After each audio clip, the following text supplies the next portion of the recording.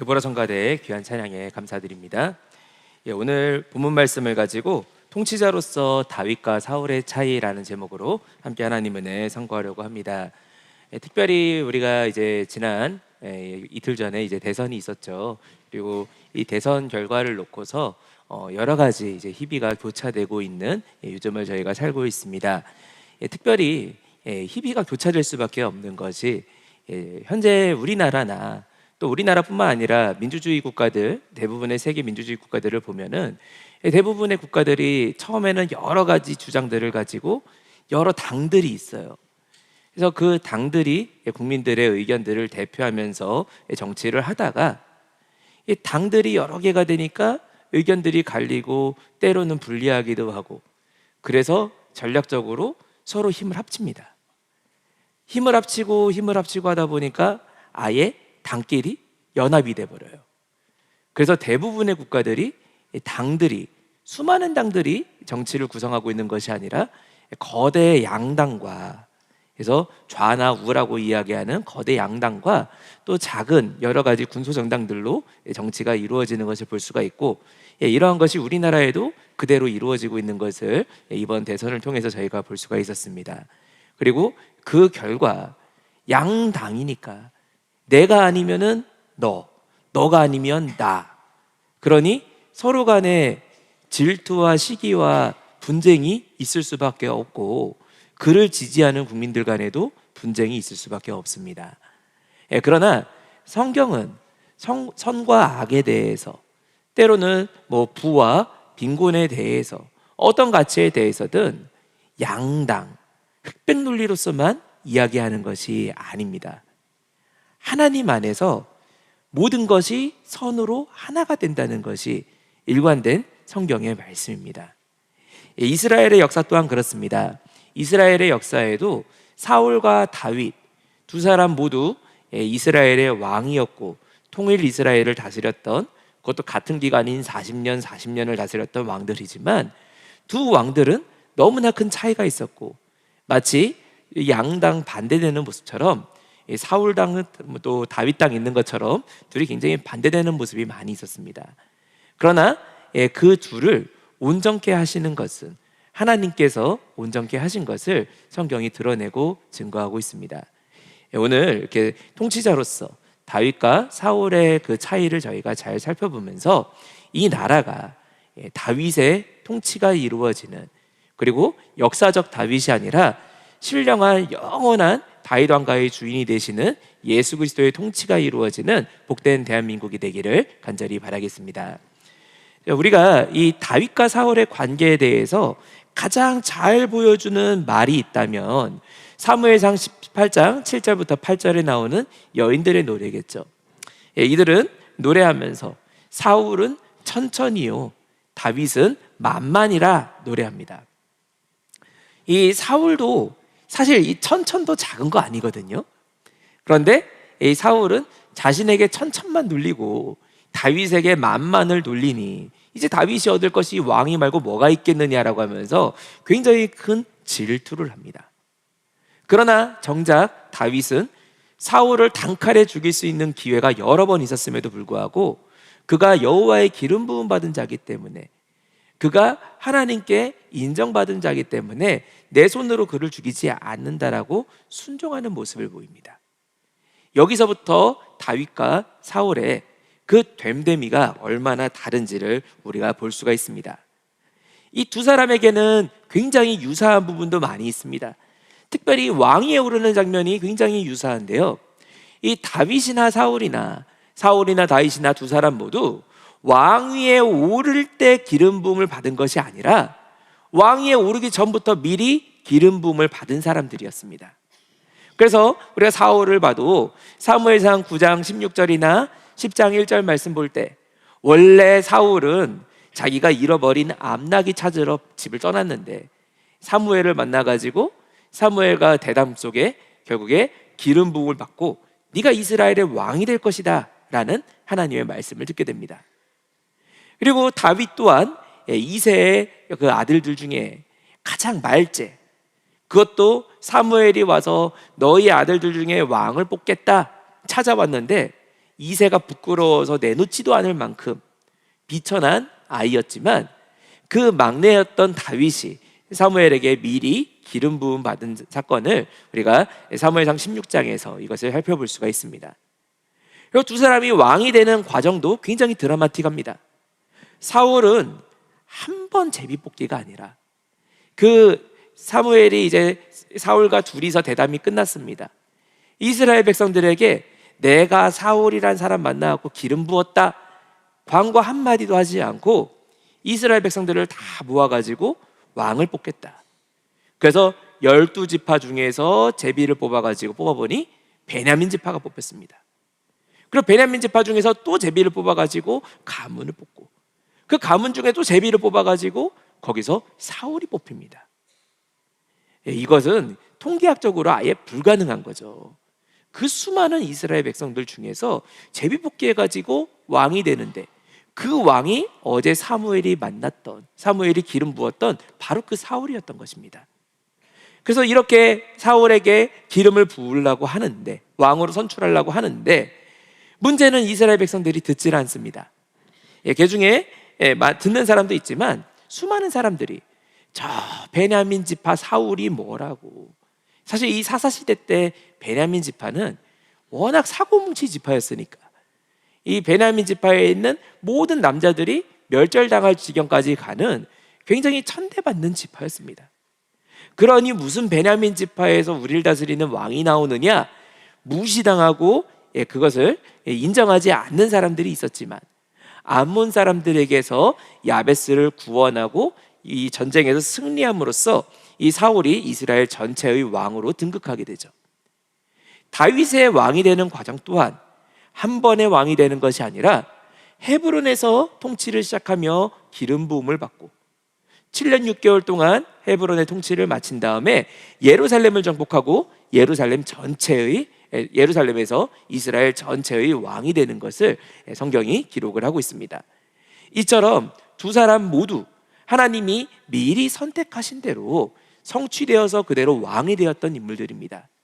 그런데 문제는 그 끝과 그 진행이 너무 다릅니다.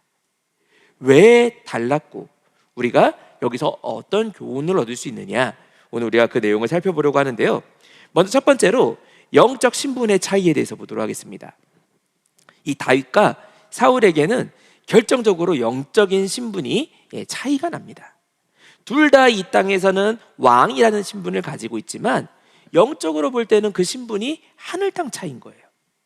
우리가 다윗에게 하나님께서 말씀하신 언약을 참고해 보면은 하나님께서 이 언약을 통해 사울은 종이요 다윗은 아들이라고 말씀하시는 것을 볼 수가 있습니다. 우리가 사무엘상 7장에 나와 있는 이 사무엘 하죠. 죄송합니다. 여기 오타가 있네요. 사무엘 전체가 다 사무엘 합니다. 이 PPT상에 상어로 되어 있는데 사무엘하 7장에 나와 있는 이 다윗 언약에 대한 기사를 읽어보면요, 전체 7가지 주요 내용들이 나오는데, 자, 그 중에 우리가 5번째만 주목을 좀 해보겠습니다. 5번째 보니까 다윗에게 약속하시기를 하나님이 아버지가 되시고 다윗의 후손들이 아들이 된다라는, 다윗과 다윗의 후손들을 아들로 삼아 주시겠다라는 약속을 해주십니다. 이것이 오늘 본문 말씀에도 잘 나와 있는데요, 사무엘하 7장 13절부터 15절까지 말씀 보니까 이 다윗에게 하나님의 집을 건축하기는 하되 다윗이 아니라 그 아들을 통해서 이루어지게 할 것을 말씀하시면서 다윗은 하나님의 아들이고 사울은 하나님의 종이라는 말씀이 등장을 합니다. 자, 우리가 이 당시에 다윗이 언약 맺을 때 그 기분을 우리가 상상해 보면요, 아마 쉽지 않았을 겁니다. 우리나라 지금 돌아가고 있는 정치 판정국을 봐도 어떤 대통령도 대통령 선서를 하면서 마음이 편하지 않을 겁니다. 왜냐하면 우리나라 그 대통령들의 그 말로를 보면은 하나같이 존귀함을 얻고 백성들이 좌우할 거 없이 다 존경하는 대통령이 없어요. 한 사람도 없어요. 누군가가 칭찬하면은 누군가는 욕을 하고, 누군가가 이 사람을 기념하면은 누군가는 침을 뱉는 것이 우리나라의 현실인 것을 볼 수가 있습니다. 그러니 어떤 대통령도 대통령이 되고 나서 내 뒤에 말로가 좋을까? 대통령 선출이 되기까지는 열심히 했는데 막상 선출되는 순간부터 긴장하지 않을 수가 없습니다. 근데 이것은 다윗도 마찬가지였던 것 같습니다. 왜냐하면 다윗 이전에 기름 부음을 미리 받았고 하나님께서 놀랍게 역사하셔서 왕위에 세워주셨던 사울이 통치 이년부터 망가지기 시작해서 마침내 자신을 죽이려고 쫓아다니다가 아주 손가락질 당하는 그런 처참한 말로를 경험하는 것을 보게 되면서 다윗도 마음속에 나 또한 저렇게 되면 안 되는데 라는 염려와 걱정이 있을 수밖에 없었을 것입니다. 그래서 다윗이 간절하게 기도했던 것이 하나님의 집을 내가 짓고 싶다. 왜냐 이전까지는 하나님의 집이라고 하는 성막이 천막이기 때문에 언제든지 범죄하면은 짐 싸들고 하나님이 떠나버리실 수가 있거든요. 그러니 단순히 하나님 우리 집 삐까뻔쩍한데 아유 하나님 집이 이게 뭐예요? 제가 지어드릴게요. 이런 마음으로 기도한 것이 아니라 하나님 언제든지 짐 싸들고 갈 수 있는 천막에 계시지 마시고 제가 집을 지어드릴 테니 여기에 영원토록 나와 함께 해주세요. 이게 다윗이 하나님의 집을 짓겠다라고 마음먹고 기도했던 첫 번째 이유가 되었습니다. 그리고 하나님께서는 그런 다윗을 위로하시는 말씀으로 사울은 종이었기 때문에 사울이 범죄하면은 그를 폐해버리고 떠나버리시지만 다윗은 아들이기 때문에 하나님께서 폐하시거나 떠나시는 것이 아니라 징계를 하실지언정 반드시 회복시켜가지고 새롭게 하시겠다라고 약속해 주십니다. 이것이 다윗이 받은 하나님의 최고의 사랑입니다. 제가 세미나에서 이 다윗 언약을 소개하는 일이 있으면은 주로 자동차 가지고 예를 많이 드는데요. 뭐 이렇게 들으신 분도 계시겠지만 한 번만 더 말씀드리겠습니다. 저희 집에 사실 굉장히 좋은 롤스로이스 자동차가 있었습니다. 저도 모르지만 있었습니다. 근데 그 차를 저희 집 하인이 장 보러 간다고 그걸 타고 나갔다가 쫙 이 차 잘 달리네 200km 밟아가지고 고속도로에서 사고를 내는 바람에 차가 반파가 됐습니다. 그러면 제가 어떻게 할까요? 그 종에게 그냥 있는 대로 화를 내면서 내 차를 부셔놨으니 너 당장 해고야 잘라버리고 내 차값 내놔 손해배상 청구하고 하겠죠.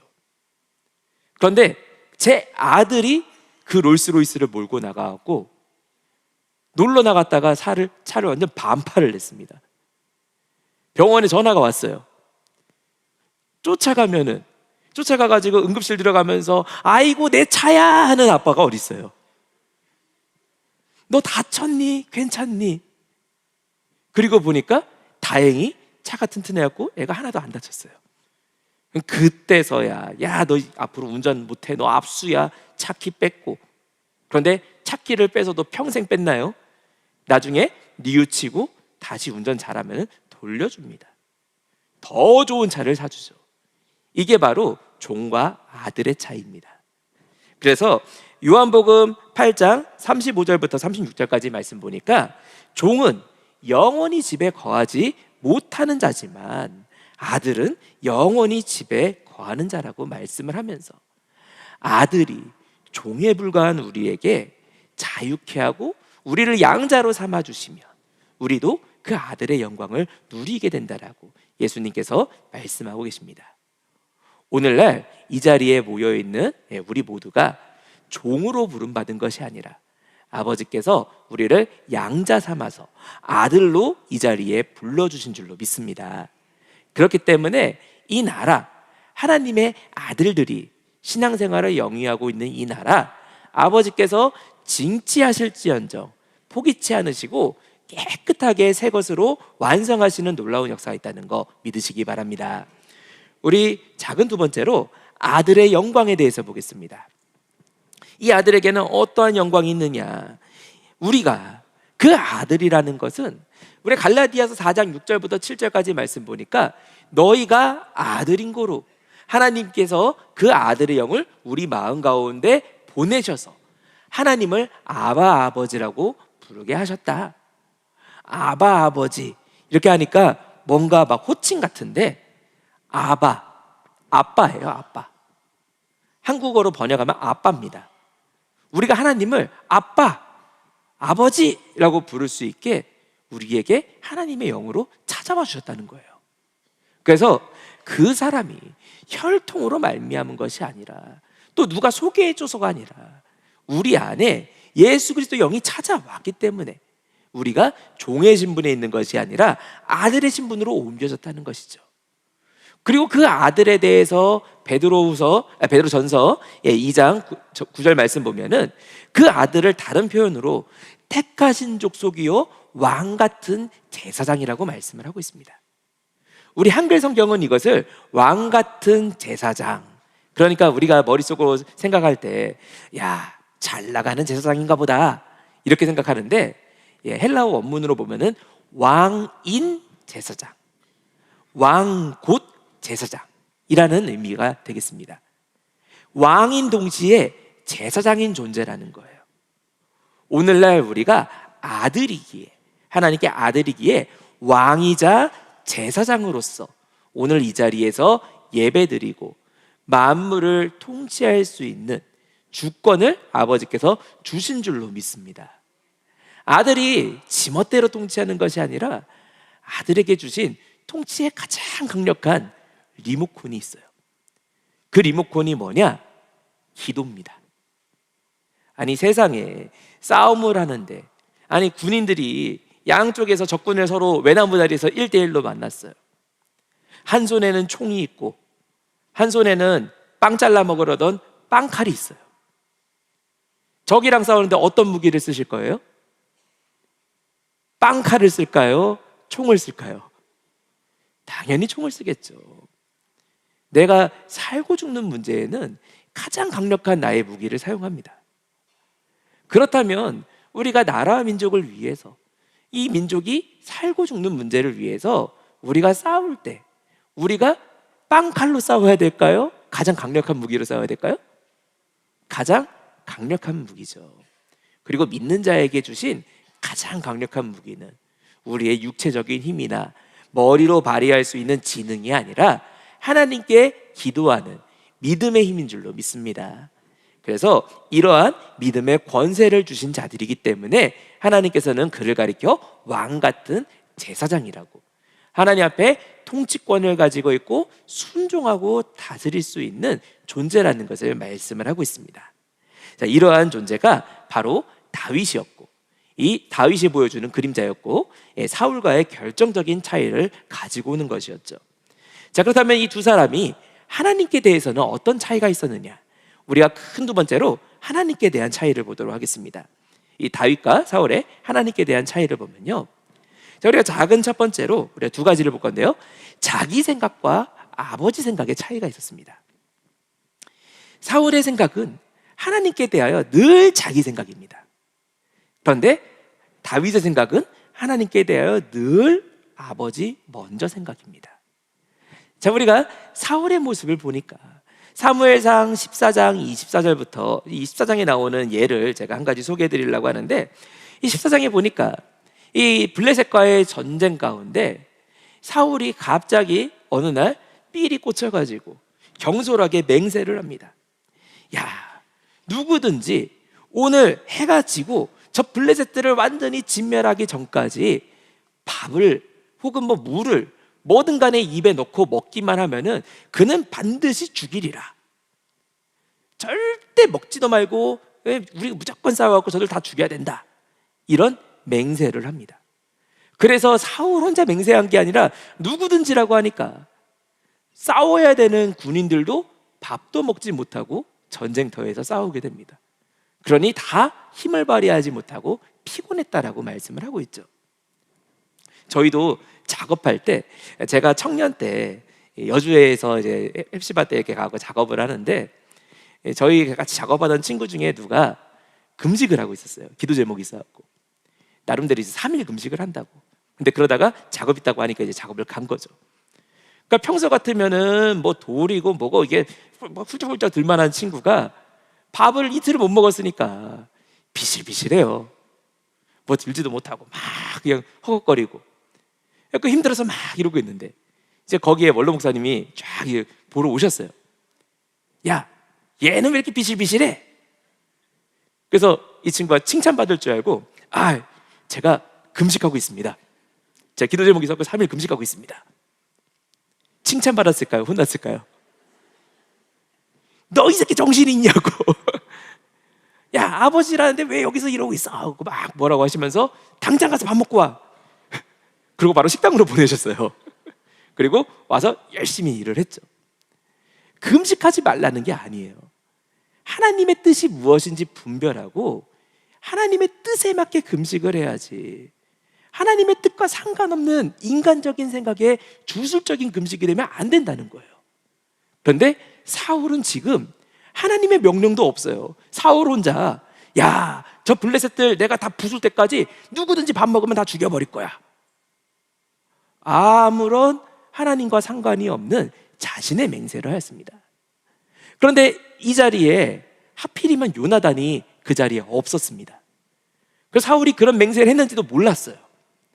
그 요나단이 너무 배가 고파가지고 지나가다 보니까 이 이스라엘에는, 우리나라에는 그 벌들이 주로 나무에다가 이렇게 벌집을 만들지만 이스라엘은 바위 틈에다가 많이 만들거든요. 바위 틈 사이에 벌집 있는 거 보고 막대기를 쿡 찔러갖고 거기에 꿀을 딱 먹었습니다. 꿀 한 입 먹었는데 힘이 막 돋아요. 그래서 그 힘을 가지고 능력 있게 싸우고 승리의 주역이 되었는데, 자, 이제 문제는 사울이 이제 하나님께 대하여 블레셋의 군대가 너무 많은데 하나님, 우리 어떻게 싸워야 됩니까? 이걸 묻기 위해 단을 쌓고 예배를 드립니다. 이 단에 대해서 사무엘상 14장 35절에서는 사울이 여호와를 위하여 단을 쌓았으니 이는 그가 여호와를 위하여 처음 쌓은 단이었더라. 아니, 세상에 왕이 되고서 그걸 몇 년을 지금 통치하고 있는데 하나님을 위해 처음 쌓은 단이었대요. 그런데 그 단조차도 올바르지가 못합니다. 왜냐? 우리가 36절 이하 이 사울의 하나님께 구하는 태도를 보니까, 하나님, 제가 경솔하게 맹세하였습니다. 하나님, 제가 죄인입니다. 한마디도 그런 내용은 없고, 하나님, 블레셋 사람 다 죽여야 되는데 우리 어떻게 해야 됩니까? 어디로 가야 됩니까? 그냥 용건만 간단인 거예요. 내 회개, 내 자신에 대한 인식은 전혀 없는. 그런데 그 사울에 대해서 바로 사무엘상 14장 앞에 있는 13장에서 뭘 말씀하고 있느냐? 사울이 이 사무엘의 명령한 이레를 기다리라, 그 명령을 끝까지 채우지 못하고 7일째가 돼갖고, 야, 이쯤 돼도 안 오면 사무엘 안 오겠구나, 지멋대로 혼자 제사를 드렸다가 폐위당하는 사건을 분명히 겪었습니다. 그러나 사울은 그때도 회개하지 않았고 지금도 회개하지 않은 채 하나님께 예배를 드린다고 단은 쌓았지만 정작 그 자리에는 회개의 열매, 예배의 올바른 태도가 있지 않았습니다. 그러니 자격 없는 자의 분노, 하나님께서 명령하지도 않았는데 자기 혼자 명령하고 자기 혼자 분을 내는 모습을 볼 수가 있죠. 또한 이 사울의 모습을 보니까 두 번째로, 이 사울의 분노는 하나님을 위한 분노가 아니라 자기의 맹세에 대한 분노였습니다. 우리가 성경을 읽어보면은 사울이 너무 당당하게, 너무 당연하게, 야, 내 맹세를 어겼으니 그는 반드시 죽을 것이다. 이거 하나님께 대한 서원을 어긴 거구나. 근데 서원이 아니에요. 어디를 봐도 사울의 맹세가 하나님께 대한 맹세라는 것이 안 나옵니다. 사울의 맹세는 자신을 위한 맹세였습니다. 그런데 이 자신을 위한 맹세, 자기 말을 어겼다는 것이 자기 아들임에도 불구하고, 그리고 그 어긴 것으로 인하여 이스라엘의 승리를 가지고 왔음에도 불구하고 분노에 눈이 삼켜져 가지고 반드시 이 요나단을 죽이겠다고 날뛰는 것이 이 사울의 모습이었습니다. 그러니 사울은 철저하게 자기 중심적인 사람이었죠. 이 금식은 분명히 하나님의 명령이 아니었을 뿐만 아니라 우리가 사무엘상 14장 45절 말씀 볼 때 요나단에 대해서 성경은 하나님과 동사하였다, 하나님과 함께 일하였다라고 말씀하고 있음에도 불구하고 사울은 그것을 보지 못했던 것을 성경이 말씀하고 있습니다. 우리가 여기서 알 수 있는 것은 우리가 하나님께 대하여 하나님의 뜻이 무엇인지 분별하지 않으면 자기 열심, 자기 함정에 빠져버린다는 것을 알 수가 있습니다. 오늘날 예수님께서도 마태복음 12장을 보면은 이 안식일날 일하는 사람을 다 죽여야 된다고, 그리고 그게 성경을 잘 지키는 거라고 생각했던 이스라엘 백성들에게 사실 그들의 마음속에는 나 안식일날 일 안 해서 돈 안 벌었으니까 너도 벌면 안 돼, 너도 벌면 안 돼. 누군가가 안식일날 돈 버는 거나 일을 하면은 나 안 버는데 왜 네가 벌어? 저 새끼는 안식일을 어겼어. 하나님의 말씀을 어겼다는 억지를 덮어씌우며 죽이려고 하고 질투하던 것이 이스라엘의 속마음이었습니다. 그런데 그것을 예수님께서 그대로 폭로하시면서 마태복음 12장에서 안식일의 주인이 여기 있다라고 말씀을 하시며, 안식일의 본래는 단순히 일을 금지하고 못하게 하는 것이 아니라 하나님의 말씀에 순종하는 날, 그리고 안식일은 하나님의 말씀대로 사람을 살리는 날이라는 것을 이스라엘 백성들에게 가르쳐 주셨습니다. 오늘날 우리도 사울처럼 그냥 인간적인 감정에 매몰돼서 뜻을 분별치 못하는 것이 아니라 하나님의 뜻이 무엇인지 분별하고 거기에 온전히 순종하는 복된 성도가 되어야 될 줄로 믿습니다. 우리 두 번째로 이 다윗의 경우를 보니까 다윗은 원치 않는 응답에도 하나님께 경배하는 사람이었죠. 제가 사례를 두 가지를 살펴봤는데요. 먼저 첫 번째 사례를 보니까 다윗에게 하나님께서 언약의 말씀을 주시는데, 분명히 다윗이 사무엘하 7장 1절부터 3절까지 말씀 보면은 하나님, 제가 집을 지어드리겠습니다. 그런데 하나님 말씀은 뭐냐? 너는 군인이다. 너는 피를 많이 흘렸기 때문에 네가 성전을 지을 수가 없고 네 아들을 통해 짓겠다. 그러니 인간적으로는 얼마나 서운해요. 내가 생각했고, 내가 준비했고, 내가 수많은 재물을 다 챙겼고, 그래서 하나님의 집을 지으려고 그랬는데 너 말고 네 아들. 얼마나 서운하겠어요. 그런데 다윗은 거기서 서운한 기색은 조금도 없고, 그저 우리가 사무엘하 7장 21절 말씀 보니까 주의 말씀을 인하여 주의 뜻대로 이 모든 큰 일을 행하사 주의 종에게 알게 하셨나이다. 하나님의 뜻을 깨닫고 오히려 마음속에 절대 감사가 나오고, 그 뒤에 솔로몬을 통해서 성전 건축이 이루어질 수 있도록 많은 재물을 준비하고 모든 지을 수 있는 여건들을 마련한 것을 볼 수 있습니다. 인간적인 생각에는 아유, 네가 알아서 해, 나보고 짓지 말랜다, 이럴 수도 있는데 그 자리에 절대 순종하는 모습을 보인 것이 다윗의 모습이었죠. 우리가 또 한 가지 다윗의 모습을 보니까, 다윗이 우리아의 처 바세바를 취한 다음에 바세바를 통해 가지고 첫째 아들을 낳게 됐습니다. 그런데 나단이 찾아와 가지고 이 다윗의 죄를 이야기를 하면서 이 다윗의 죄에 대해 심판하는 말씀으로, 야, 너 여호와께 죄를 지었기 때문에 네 아들이 반드시 하나님께서 쳐갖고 정령 죽으리라. 네 인간인지라 정령 죽으리라 라고 말씀을 선포했지만 다윗이 그 자리에서 무릎 꿇고 기도를 합니다. 하나님, 제발 이 아이를 좀 살려달라고. 16절 말씀 이하 보니까 그 아이를 위하여 엎드려서 간구하되 금식하고 안에 들어가서 밤새도록 땅에 엎드려서 옆에 늙은 사람들이 일어나가지고 제발 먹어라 먹어라 애원을 해도 입에 대지 않고 펑펑 울며 기도합니다. 그렇게 기도한 결과 그 아이가 살았느냐? 이래를 그렇게 먹지 않고 기도했음에도 불구하고 그 아이가 죽었습니다. 그러니 다윗에게 수심이 가득하고 슬픔과 절망과 낙담이 가득하느냐? 우리가 20절 이하 말씀 보니까 다윗이 땅에서 일어나 몸을 씻고 기름을 바르고 의복을 갈아입고 여호와의 전에 들어가서 경배했대요. 하나님께 경배했다라고 말씀하고 있습니다. 그래서 이 모습을 보고 다윗의 신하들이 아니 어떻게 그렇게 합니까? 아이 때문에 아이 죽었다는 말도 우리 도저히 못 전달하겠던데 어찌 아이가 죽었는데도 그렇게 하나님께 경배합니까? 다윗이 이야기하기를 혹시나 하나님이 살려주실지 내가 그 마음을 간절히 기도했지만 아이가 죽었으니 죽은 다음에 그 아이가 다시 돌아올 수 없지 않느냐. 그러니 나는 내 신앙생활로 돌아가서 온전히 하나님만 의지한다. 하나님께서 그를 데려가셨고 생사와 복을 주장하는 것도 하나님이시기에 내 기도를 들어주신 것도 감사, 듣지 않으셨지만 더 큰 것으로 주시는 아버지께 감사. 그래서 여호와의 전에 들어가서 경배하였다라고 말씀하고 있죠.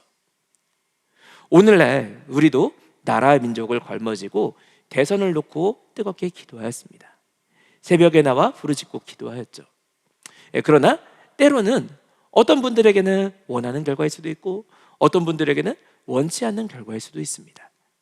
그러나 원하는 결과라고 해서 춤추고 잔치 자리에 가는 것도 아니고 원치 않는 결과라고 해서 골방에 틀어박히는 것도 아니고 그저 하나님께 경배하기 위하여 의복을 새롭게 해서 그 자리에 나올 때 아버지께서 우리가 생각지 못하는 가장 좋은 길로 정답으로 우리를 인도하실 줄로 믿습니다. 자, 우리가 이 두 번째 차이를 보니까요, 영적 무지와 영분별의 차이가 있었습니다. 영적 무지와 영분별의 차이. 이거는 우리가 사울의 경우만 좀 자세히 볼 텐데요. 이 사무엘이 죽은 다음에 이 사무엘이 죽고 나서 사울이 뒤늦게 사무엘이 가르쳤던 것이 생각났는지 사무엘의 말을 따라 온 이스라엘에 있는 온갖 무당들, 신접한 자들 다 쫓아내버리고 다 제거하였습니다. 그런데 블레셋이 쳐들어오고 그 군대 수가 너무 많으니까 이제 사무엘이 간절한 거예요. 아, 사무엘이 있었으면 어떻게 하라고 알려줬을 텐데. 그래서 사울이 자기가 쫓아냈던 신접한 여자를 쫓아갑니다. 그리고 이 신접한 여자에게 사무엘상 28장 7절부터 8절까지 말씀 보니까 엔돌에 있던 신접한 여자를 찾아가가지고 야, 내가 이야기하는 사람을 이 땅에서 불러내라. 그래서 왜 무당들이 막 작두타면서 춤추다가 갑자기 막 하더니 막 이상한 목소리 나오면서 그분이 오셨다고 막 그러잖아요. 아, 그분을 좀 불러내라. 그래서 여인이 누구를 불러내냐? 아, 사무엘을 불러내라고. 그래서 이 여인이 작두타다가 사무엘을 불러냈습니다. 그래서 이 왕은 이 사울은 눈에 안 보이니까 이 여자인데 야, 곧 나타난 영의 모습이 어떠냐? 아, 그가 겉옷을 입었습니다. 근데 이 당시에 겉옷은 그냥 개나 소나 다 겉옷 입는 게 아니라 이 겉옷이 사실상 신분증이에요. 그래서 겉옷을 맡겨놓고 돈을 빌려가고 또 겉옷을 저당 잡을 수도 있고 이게 당시에 이 겉옷입니다. 그러니 이 사울이 겉옷의 이야기를 딱 듣자마자 아, 그거 사무엘 겉옷이구나. 그 사무엘이다. 그리고 사무엘인 줄 알고 그 자리에 납작 엎드려 절했습니다. 그래서 올라온 그 사무엘이 뭐라고 하느냐? 야, 여호와께서 널 떠나셨는데 너 왜 날 불렀냐? 그러니까 사울이 아우, 전쟁인데 이 전쟁 중에 어떻게 될지 나 좀 알려달라고. 사무엘이 희망의 얘기를 하는 것이 아니라 야, 너 분명히 하나님 말씀대로 순종하지 않았으니까 너 블레셋 사람에게 붙어가지고 너 100% 죽는다. 너 이제 죽고 네 아들들도 너 이제 죽는다. 그러니까 사울이 그 얘기 듣고 힘이 빠져가지고 엎드려지고 진력이 쇠했다라고 말씀을 하고 있습니다. 자, 근데 여기서 우리가 한 가지 생각할 것은 이 신접한 여자가 불러낸 것이 사무엘일까요? 아닐까요? 성경에서는 지금 사무엘이 가로되 사무엘이라고 했어요. 사무엘일까요? 아닐까요? 아니에요. 사실 많은 신학자들이 이걸 갖고 논쟁하는데 원로 목사님께서 사무엘 아니라고. 왜 사무엘 아니라고 하셨느냐? 세 가지 이유가 있어요. 먼저 사무엘의 영이 어디서 올라왔나? 땅에서 올라왔다라고 엔돌에 신접한 여자가 이야기했습니다. 그런데 성경에 전도서 3장 21절 말씀 보면은 사람의 영은 하늘로, 짐승의 영은 땅으로 간다라고 말씀을 합니다. 그러니 땅에서부터 나온 것은 사무엘일 수가 없습니다. 출처가 땅이라는 거예요. 그리고 두 번째 우리가 이유를 보니까 이 땅을 떠난 사무엘이 다시 와가지고 나 사무엘인데 사울아 이렇게 해야 돼, 그게 가능했다면은 예수님께서 누가복음에서 그 거지 나사로의 비유를 드실 때, 야, 이곳과 저곳 사이에 큰 구렁이 있어갖고 건너가지 못한다 라는 말씀을 하지 않으셨을 거예요. 부자가 자기 식구들한테 가가지고 야, 너네 여기 오면 안 돼, 야 진짜 하나님 살아계셔, 전달하게 하셨을 거예요. 그러나 그럴 수 없다라고 신약에서도 분명히 증거를 하고 있죠. 또한 세 번째 보니까 이 사무엘은 겉옷으로 사울을 속인 존재예요. 왜냐? 이 사무엘은 어떤 사람이었느냐? 물론 사무엘이 사울에게 하나님께서 너 떠나갖고 너 다른 사람에게 기름 붓고 너 이제 왕에서 피했다 선고했습니다. 그리고 집으로 돌아가는 길에 아이고 사울 꼴 좋다 이 새끼 이러면서 가는 것이 아니라 평생을 사무엘은 사울을 위해서 기도했다라고 말씀하고 있습니다. 그런 사무엘이 땅에 부름받았다면은 사울을 위해서 끊임없이 중보했던 그 사랑의 사람이 사울을 정죄하고 사울의 죽음을 기뻐하는 이야기를 할 수가 없습니다.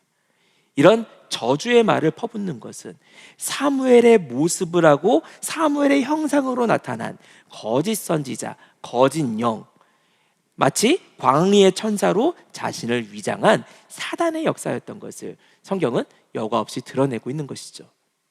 이것을 사무엘이라고 지칭함으로써 얼마나 그 속임의 역사가 지독한지를 보여주고 있고, 사울은 그것을 구분하지 못하고 영을 분별하지 못하고 거짓 영에 속아 넘어가고 말았다는 것을 폭로하고 있습니다.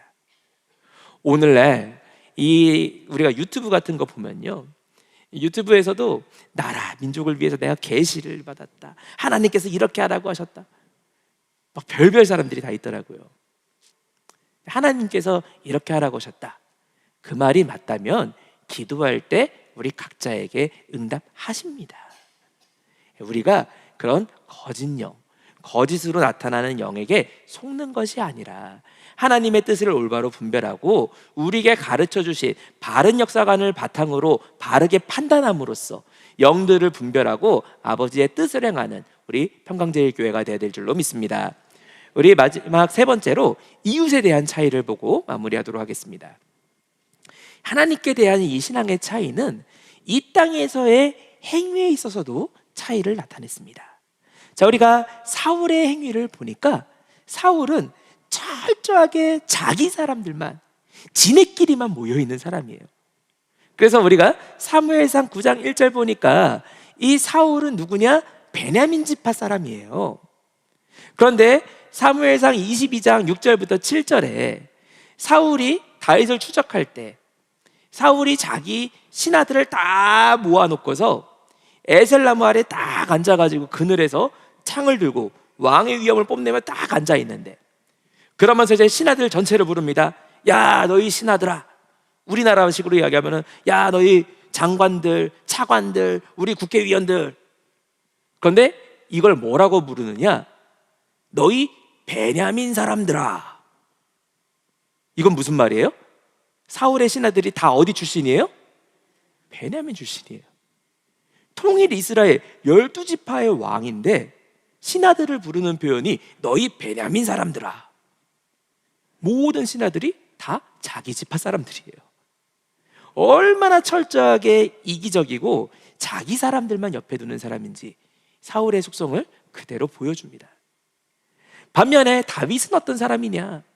다윗은 이 다윗의 신하들의 목록에 대해서 성경에 두 군데 등장하는데요, 사무엘하 23장 8절부터 39절과 역대상 11장 10절부터 47절 두 군데에 이 다윗의 신하들의 목록이 나옵니다.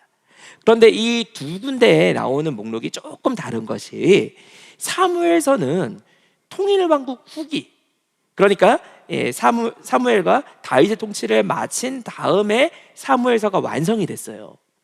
그러니까 그때 기록된 책이고, 역대기는 바벨론 포로기에서 돌아온 다음에 기록된 것이 역대기입니다. 그러니 이 두 책이 기록된 시기가 달라요. 그리고 이 신하들의 목록도 사무엘하 23장에 나와 있는 다윗의 용사들은 다윗이 유언을 하면서 임종 직전에, 임종, 갑자기 나방이 한 마리 날라와서 나방이 터치를 하네요.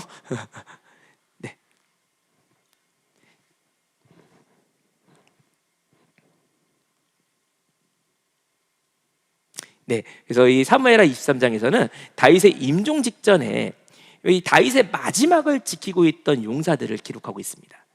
반면에 역대기에서는 다윗이 헤브론에서 왕이 된 다음에 기록되어 있는 명단으로 다윗이 왕이 되었을 때, 그러니까 다윗의 초기에 있었던 용사들의 목록을 기록하고 있어요. 그리고 숫자도 조금 다른데, 사무엘하에서는 37명의 용사들이 있었다라고 이야기를 합니다. 그런데 역대상에서는 37명의 목록을 똑같이 거의 유사하게, 몇 명의 이름은 바뀌지만 이렇게 쭉 37명을 쓰고 거기에 뒤에 16명의 이름을 더해놨습니다.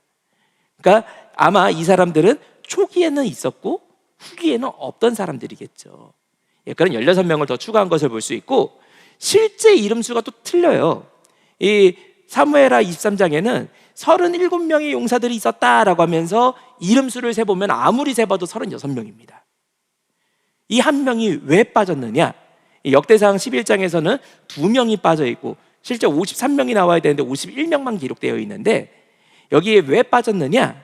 이 빠진 한 사람이 바로 요압으로 추정을 합니다.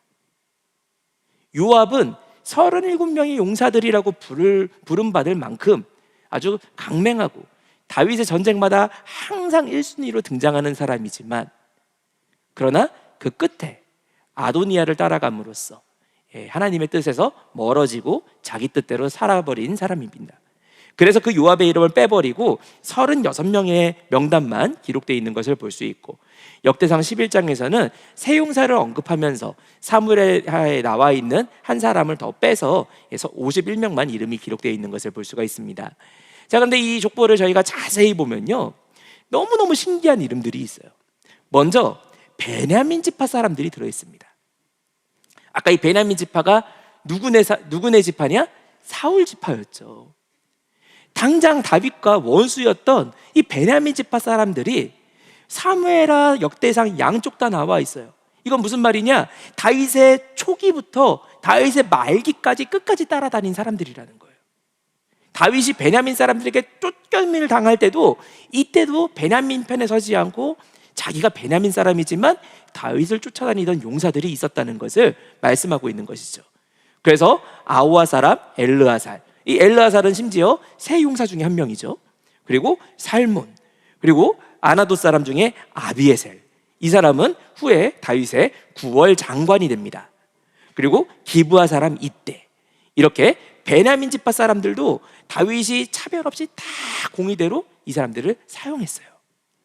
또한 두 번째 보니까 다른 지파 사람들도 들어있습니다.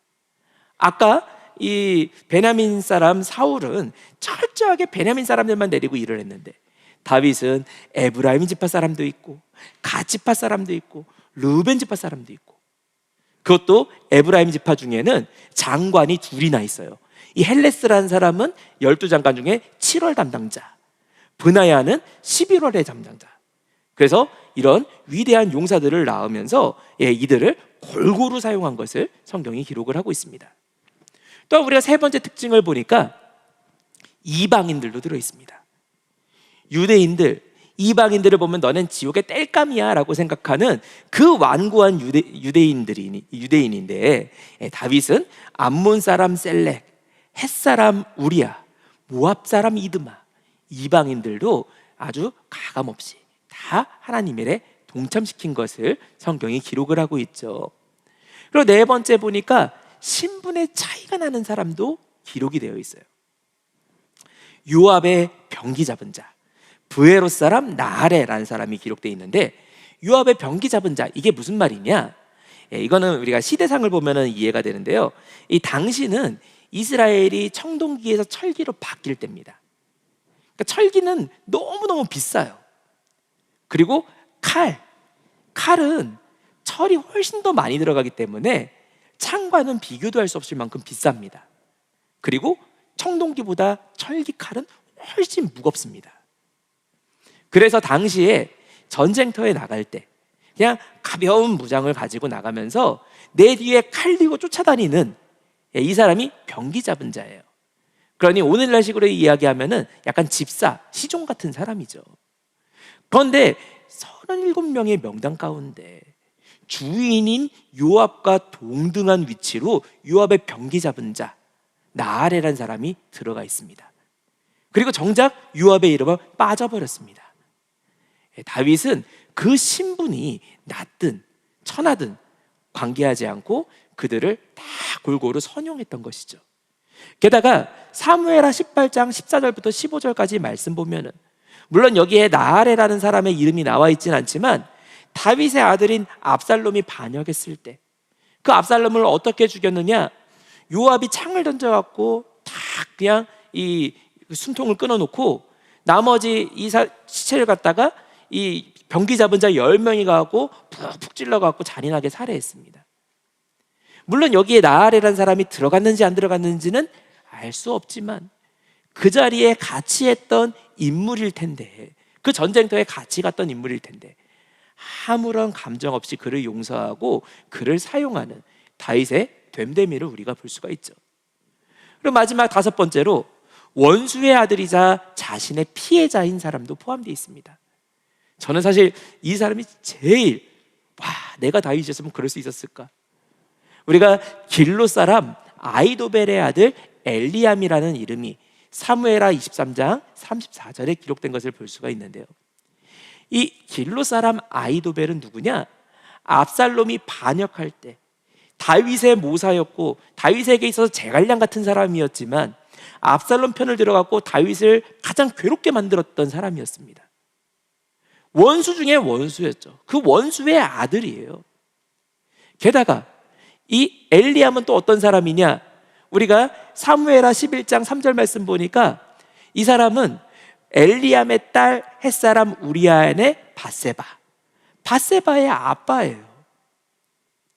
그러니 밧세바 볼 때마다 사실 이 밧세바의 사위를 죽인 게 다윗이잖아요. 얼마나 양심의 가책이 느껴지고 보고 싶지 않겠어요. 그러니 멀리하고 나랑 좀 떨어뜨려 놓고 싶은 사람일 텐데 다윗은 그런 이 아히도벨의 아들인 엘리암을 멀리하지 않고 자신의 신하로 받아들여서 자신의 용사로 이름을 기록하고 있는 걸 볼 수가 있습니다. 또 한 가지 우리가 특징적인 것은 여기 나와 있는 구절을 보니까 역대기에는 기록이 되어 있지 않고 사무엘하만 기록이 되어 있습니다. 아까 이 사무엘하 23장은 다윗이 유언하면서 다윗이 인생 마지막에 남아있던 용사들을 기록했다라고 했죠. 이 엘리암과 어떤 일이 있었는지 성경이 자세하게 이야기하진 않지만 엘리암이 원래부터 따라오고 있던 사람이라 나 갈 데 없으니까 어쩔 수 없지 하고 다윗을 따른 것이 아니라 다윗을 도저히 따를 수 없는 상황 가운데, 다윗도 그를 가까이 들 수 없는 상황 가운데 있었지만 다윗도 그를 용서하고 그에게 용서를 구했고, 엘리암 또한 다윗을 용서하고 다윗에게 순종하는 가운데 다윗의 왕국을 함께 이루어 갔다라고 성경은 말씀하고 있습니다.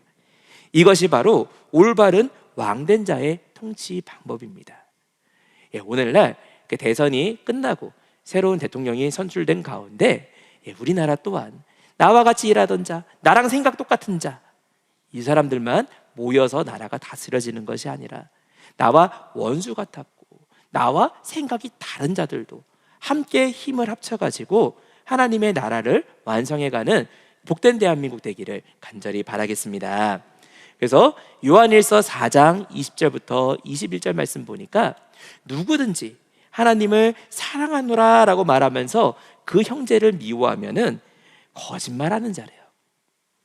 다윗이 하나님 사랑합니다 라고 하면서 근데 저 새끼는 베냐민 지파 사람이라서 못 쓰겠습니다, 근데 저놈은 아이도벨 아들입니다 하면은 거짓말이래요. 하나님 사랑합니다 라는 고백이 있기 때문에 누구든지 함께 할 수 있고, 하나님이 그를 용서했기 때문에 그를 나도 용납할 수 있다는 것이 다윗의 통치였습니다. 오늘날 이러한 통치가 대한민국에, 또 우리 평강제일교회에 가득한 은혜가 있기를 간절히 바라겠습니다. 결론을 맺자면요, 영원한 다윗의 통치와 자유민주주의 대한민국. 이 다윗이 이러한 통치를 이룰 수 있었던 비결은 무엇이냐? 사무엘상 10장 25절 말씀 볼 때 이 사울이 나라를 어떻게 다스려야 되는지 나라의 제도를 왕을 뽑으면서부터 기록하고 선포하였습니다. 그리고 그 기록된 내용은 우리가 신명기 17장 14절부터 20절에 있는 왕의 규례인 것을 볼 수가 있죠. 어제 수요 예배를 통해서 우리가 신명기 17장 14절 20절 말씀을 상고했었으니까 제가 자세한 설명을 생략하도록 하고요, 이 하나님의 말씀대로 말씀을 계속 상고하고 필사하며 마음에 새길 때 그대로 순종하게 된다는 거예요. 다시 말해, 다윗이 정말 너그러운 사람이고 마음이 너무 착하고, 혹은 다윗이 너무 마음이 유들유들해가지고 그들을 용납하고 함께 일한 것이 아니라 다윗이 단 하나, 하나님의 말씀대로 계속 필사하고 마음에 새기는 가운데 말씀대로 순종했기 때문에 용납하고 전체를 통합하는 이스라엘의 왕이 될 수 있었다라고 말씀하고 있는 것입니다. 우리가 그래서 두 번째로 내용이 넘어가서 우리 또한 이러한 통치가 이 땅에 나타나기 위해서는 우리가 무엇을 해야 되느냐? 기도로 말미암아 하나님의 이러한 통치가 이 대한민국의 평강제일교회에 나타날 줄로 믿습니다. 우리가 전도서 5장 8절 말씀 볼 때 너는 어느 도에서든지 빈민을 학대하는 것과 공의를 박멸하는 것을 볼지라도 이상히 여기지 말래요. 공의가 무너지는 걸 보는데 이상하지 않대요. 왜? 사람의 속성이 그렇습니다. 사람인 이상, 사람의 속성이 공의를 무너뜨리고 가난한 자를 학대하는 것이 사람의 속성입니다. 그러나 이상히 여길 것이 아닌 것은 그것을 감찰하는 높은 데에 계신 분이 있다라고 말씀하고 있습니다. 오늘날 우리가 억울하게 느끼고 있는 하나하나 일거수일투족을 보고 계시고 감찰하시는 우리 아버지가 계심을 믿으시기 바랍니다. 그렇기 때문에 성경은 그에게 기도하는 것이 하나님의 통치를 나타내는 방법이라고, 유일한 방법이라고 말씀을 합니다. 이 에스겔 34장 15절과 23절부터 24절까지 말씀 볼 때 이 완전한 통치가 이루어지는 날, 에스겔은 이것을 이 양떼들이 편안하게 목자의 인도함을 받는 날로 설명을 합니다. 그런데 그 날에 대해서 나 주 여호와가 말하노라, 내가 친히 내 양의 목자가 되겠다. 오늘날 우리식으로 이야기하면은 우리 백성의 통치자가 하나님이 직접 되시겠다는 거예요. 그런데 밑에 23절 24절 말씀 보니까 그 목자는 내 종 다윗이다. 그러니까 조금 뭔가 말이 충돌을 합니다. 15절에서는 하나님이라고 하고 또 그 뒤에 23절에서는 그 목자는 다윗이라고 이야기를 하고, 하나님일까요? 다윗일까요? 둘 다입니다. 근데 하나님인데 다윗일 수가 있나요? 다윗이 하나님이었나요? 근데 성경에 하나님인데 다윗인 경우가 딱 하나 나옵니다. 참 하나님이 이 땅에 오시고 다윗의 자손으로 이 땅에 오심으로써 우리를 다스리시는 예수 그리스도, 그 예수 그리스도에 대해서 성경은 이 다윗의 통치를 이 땅에 완전하게 완성하시는 분이라고 말씀을 하고 있죠. 그런데 그것을 하나님이 약속하셨고 그리할지라라고 말씀했다고 해서 우리가 이제 그렇게 하시겠구나, 누워서 그냥 구경만 하라는 것이 아니라 우리가 해야 할 것이 딱 한 가지가 있대요. 우리 마지막 에스겔 36장 37절 38절 말씀 함께 같이 읽어보겠습니다. 자, 시작. 나 주 여호와가 말하노라. 그래도 이스라엘 족속이 이와 같이 자기들에게 이루어 주시기를 내게 구하여야 할지라. 내가 그들의 인수로 양떼같이 많아지게 하되 제사드릴 양떼 곧 예루살렘 정한 절기의 양떼같이 황폐한 성읍에 사람의 떼로 채우리라. 그리한즉 그들이 나를 여호와인 줄 알리라 하셨느니라. 우리가 하나님 말씀대로 그래도 나에게 구하여야 할지라, 그 말씀에 아멘으로 순종하고 구할 때 하나님께서 나라를 회복하시고 또 이 교회를 회복하시며 하나님께서 직접 다스리시는 예수 그리스도의 통치가 나타나는데 우리 한 사람 한 사람을 사용해 주시는 놀라운 은혜가 있을 줄로 믿습니다. 그래서 우리에게 주신 가장 강력한 무기, 기도를 가지고 이 나라를 위해서 우리가 간구할 때 이 나라에 어떤 대통령이 세워지든지 어떤 나라에 어떤 문제가 있든지 아버지께서 친히 나라를 모든 것이 합력하여 선으로 완성되는 역사를 주실 줄 믿으시고 그 자리에 쓰임 받으시는 우리 모든 평강의 성도들 되시기를 주님의 이름으로 축원하겠습니다. 함께 기도하겠습니다. 사랑과 은혜가 충만하신 아버지 하나님 감사합니다. 오늘은 다윗과 사울의 차이를 통하여서 이 나라를 다스리시는 영원한 다윗이 되시는 아버지의 통치를 살펴보았습니다. 아버지, 인간 사울은 자신을 위하여 자신의 생각대로 자신의 영광대로 일을 하였지만 아버지, 정말 다윗은 철저하게 아버지 영광을 위하여 아버지의 방법대로 때로는 자신의 것을 내려놓고 양보하며 하나님의 말씀에 순종하여 일하였습니다. 아버지 하나님, 이 나라도 사울의 통치가 아니라 다윗의 통치가 있는 복된 대한민국 되기를 간절히 기도합니다. 아버지, 우리 평강성도 한 사람 한 사람이 기도할 때 이 나라가 다윗의 통치로 나타나는 영원한 다윗이 되시는 예수 그리스도의 통치만 이 나라에 가득한 은혜가 있도록 역사하시고 함께하여 주시옵소서. 아버지, 정말 세우기도 하시고 내리기도 하시는 우리 아버지께서 이 나라를 다스려 주셔서 이 나라의 모든 것이 아버지 사람들의 염려와 걱정대로 가는 것이 아니라 아버지의 방법대로 우리가 깨닫지 못하는 아버지의 놀라운 은혜대로 이 나라가 정상으로 돌아오는 은혜가 있도록 축복하여 주시옵소서. 모든 것 맡기옵고 사랑과 은혜가 충만하신 우리 주 예수 그리스도 이름 받들어 간절히 감사기도 드리옵나이다. 아멘.